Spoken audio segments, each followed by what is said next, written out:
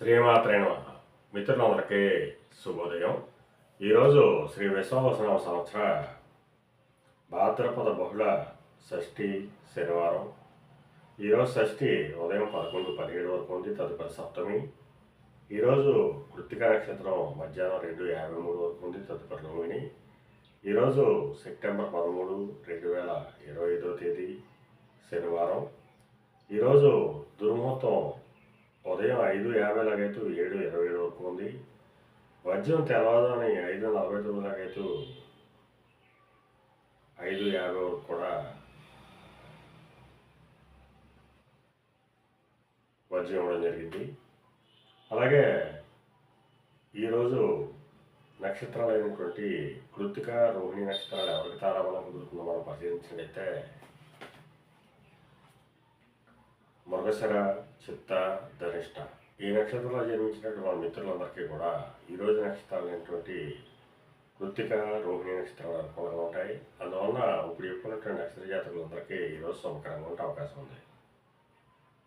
అలాగే ఈరోజు రాశిఫలాలను మనం పరిశీలించినట్లయితే మేషరాశిలో జన్మించిన వాడికి ధనాదాయ వనరులు పెరుగుతాయి.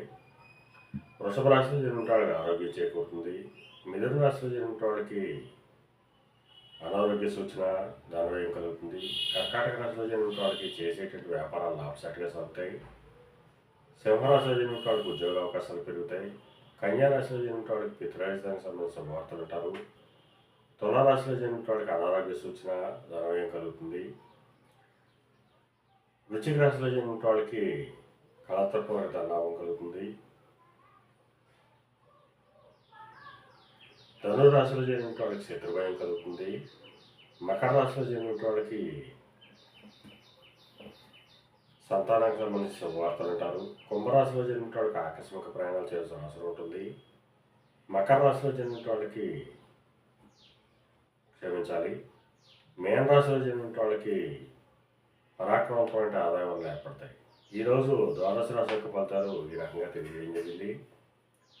అలాగే ఈరోజు సమస్త ఆయుధ వ్యాపార రంగంలో వాళ్ళకి కానీ, పాతిని వ్యాపారం చేసిన వాళ్ళకి కానీ, బంగారు వర్తకులు కానీ, బంగారు ఆభరణాలు తయారు చేసిన వాళ్ళకి కానీ, శానిటరీ వర్తకులు కానీ, సిమెంట్ వర్తకులు కానీ సామాన్యంగా ఉండే అవకాశం ఉంది.